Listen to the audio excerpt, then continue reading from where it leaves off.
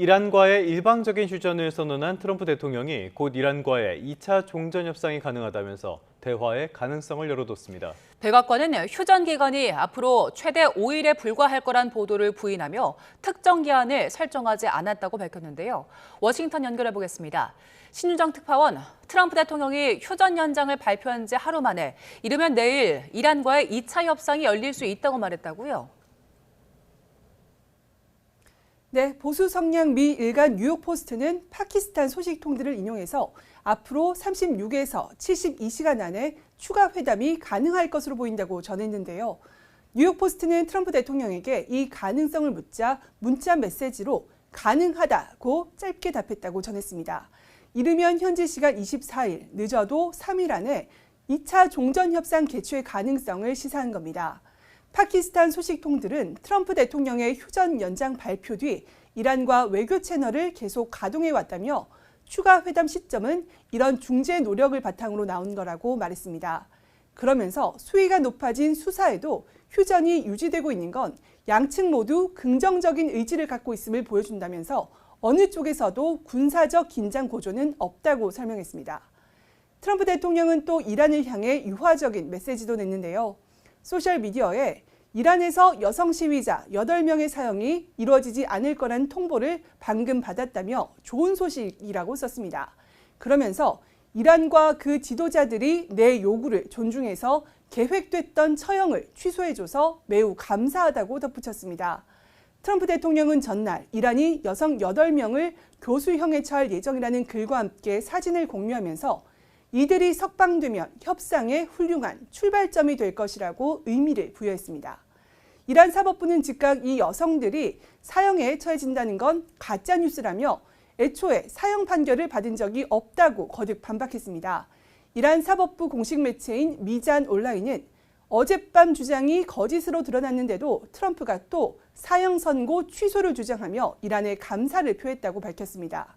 그러면서 현장에서는 아무런 성과를 내지 못한 트럼프가 가짜뉴스로 성과를 만들어내고 있다고 강하게 비판했습니다.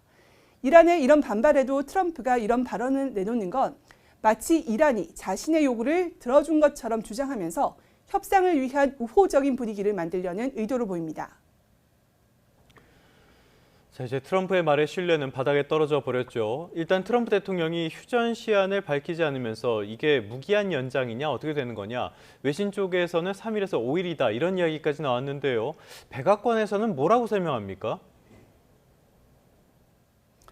네, 백악관은 트럼프 대통령이 이란으로부터 통일된 제안을 받는데 특정 기한을 설정하지 않았다고 밝혔습니다. 캐롤라인 레빗 백악관 대변인은 3일에서 5일의 기한 보도는 사실이 아니라면서 트럼프 대통령은 이란과의 대화에서 서두르지 않는다고 말했습니다. 앞서 온라인 매체 악시오스는 트럼프 대통령이 이란의 휴전 기간을 3일에서 5일 정도 더 줄 의향이 있다면서 익명의 당국자들을 인용해 보도했는데요. 레빗 대변인은 이란 내부에 많은 분열이 있고 트럼프는 통일된 대응을 원한다고 강조했습니다. 그러면서 이란 항구를 오가는 선박들에 대한 해상 봉쇄가 계속되고 있다며 트럼프 대통령은 이 상황에 만족하고 있다고 전했습니다. 레빗 대변인 발언 직접 들어보겠습니다.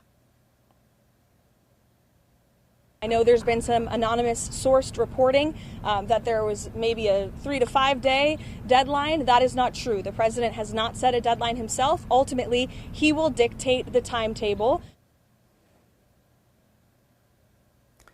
스콧 베센트 미 재무장관은 오늘 미 연방 상원 청문회에 나와서 전쟁이 끝나는 대로 휘발유값이 떨어질 거라며 여론 달래기에 힘을 보탰습니다. 이 발언도 잠시 들어보겠습니다. I think the conflict will end. I think gasoline prices will come back to where they were or perhaps lower. How fast will the prices of gasoline come down? Again, that is path dependent on when the war and the conflict end.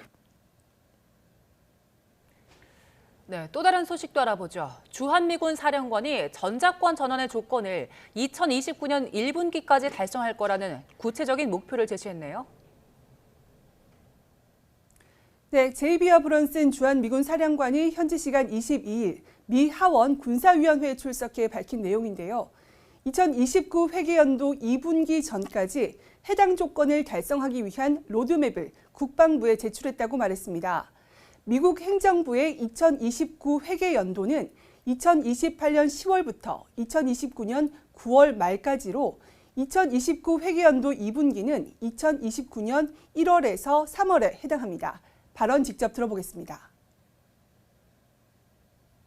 We've delivered to OSW a roadmap, which will get us there not later than second quarter of FY29. And we'll continue to pursue that. As you know, Chairman, we have the Korea Integrated Defense Dialogue that's upcoming, where a great many of these conditions will be discussed. 이재명 대통령은 임기 중 전작권 전환을 실현하겠다는 구상인데요. 다만 2029년 1분기는 그해 1월 20일까지가 임기인 도널드 트럼프 대통령과 후임 미국 대통령의 임기가 겹치는 시기입니다. 미국 측은 전작권 전환의 조건 충족이 미국 차기 행정부대로 넘어갈 가능성까지 감안해서 로드맵을 마련한 것일 가능성이 있어 보입니다. 브런슨 사령관은 한국이 국방 투자를 늘리고 있어서 좋은 여건에 있다고 생각한다면서 조건에 기반한 전작권 전환을 계속 추진해 모든 조건이 충족되게 할 것이라고 말했습니다. 전날 상원군사위원회에서 정치적 편의주의가 조건을 앞질러서는 안 된다고 밝힌 데 이어서 한국군의 역량 강화 등 조건이 선결돼야 한다는 점을 거듭 강조한 발언으로 해석됩니다. 지금까지 워싱턴에서 YTN 신윤정입니다.